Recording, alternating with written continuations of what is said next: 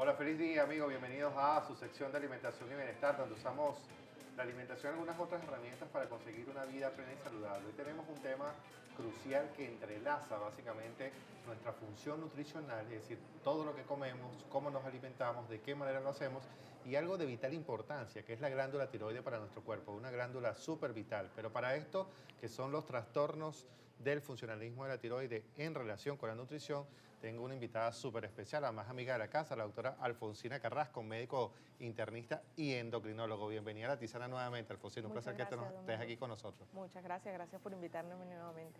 Qué bueno. Alfonsina, a ver, lo primero, brevemente, ¿qué es la tiroide y por qué es una glándula, como dije en la introducción, tan crucial para nuestro cuerpo? Mira, la tiroides es una glándula del sistema endocrino que se encuentra ubicado en la región anterior del cuello y que produce unas hormonas que son indispensables para el funcionamiento de todo el organismo.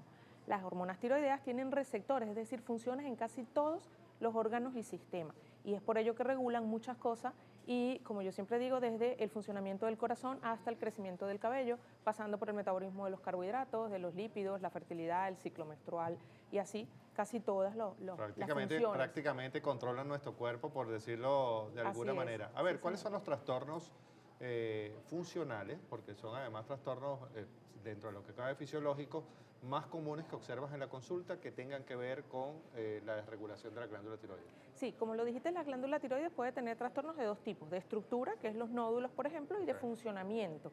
No necesariamente las dos cosas van juntas y definitivamente en consulta siempre son más frecuentes los trastornos de funcionamiento. Los dos grandes grupos de trastornos de función de la tiroides que conocemos son cuando la tiroides produce menos hormona tiroidea de la que debería, que es lo que conocemos como hipotiroidismo, o cuando produce un exceso de hormona tiroidea, que es lo que conocemos como hipertiroidismo.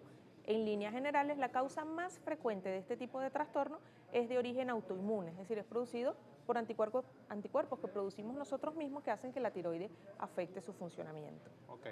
Hay una regla probablemente, y aquí vamos a empezar a desmitificar un poquito la relación de la alimentación con estos dos tipos de trastornos, pero hay nutrientes que son esenciales para el correcto funcionamiento de la tiroides.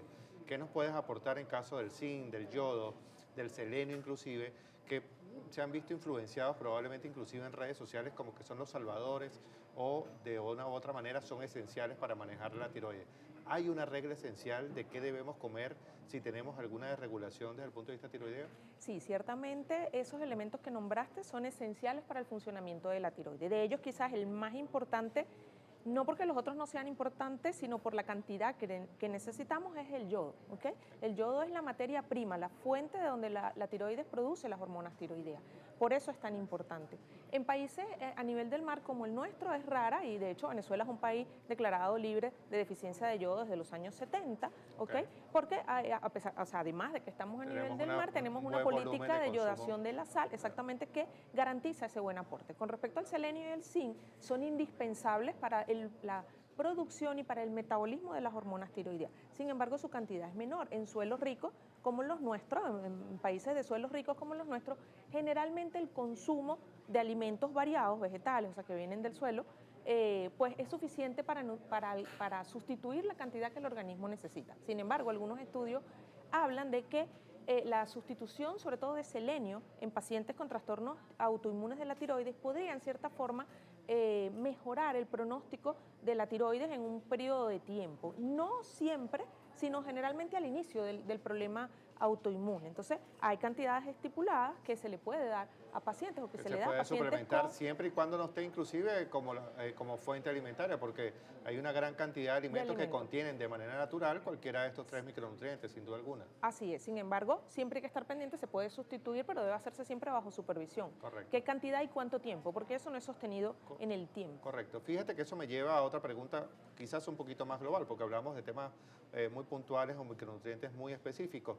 ¿Hay una dieta ideal para el paciente con hipotiroidismo o hipertiroidismo? Es decir, ¿cuáles son esos mitos nutricionales más frecuentes que te dicen, y lo escuchamos tanto tú como yo en consulta, que te dicen, tengo hipotiroidismo, no puedo comer tal o cual alimento o tal o cual preparación, o tengo hipertiroidismo y este es el que sí debo comer?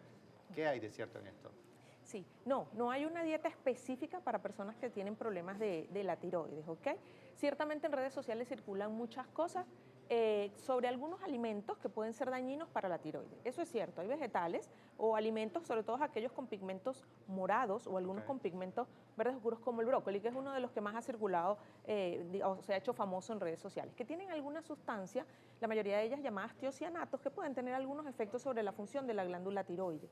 Sin embargo, la cantidad que deberíamos consumir de esos alimentos para que eso realmente afectara a la función tiroidea es muy grande. De hecho, se estima que, por ejemplo, en el caso del brócoli, que ha sido un boom, deberías consumir más de 5 kilos diarios para que eso afecte la función tiroidea. Diciendo que el brócoli es un vegetal que más bien tiene infinidad de beneficios en otras áreas, pues y que no vas a consumir esa cantidad. Nunca definitivamente vas a consumir esa cantidad para poder obtener los beneficios que pudiese prometerte. Entonces, entre los mitos está probablemente llevar una dieta balanceada, equilibrada en nutrientes, que yo creo que es más la carga calórica, además sustentada del estado nutricional del paciente, la condición clínica del paciente, porque tenemos pacientes con sobrepeso o pacientes con déficits nutricionales importantes y por carga o por equilibrio nosotros probablemente debemos equipararnos. Otro de los mitos más frecuentes es el azúcar y la tiroides.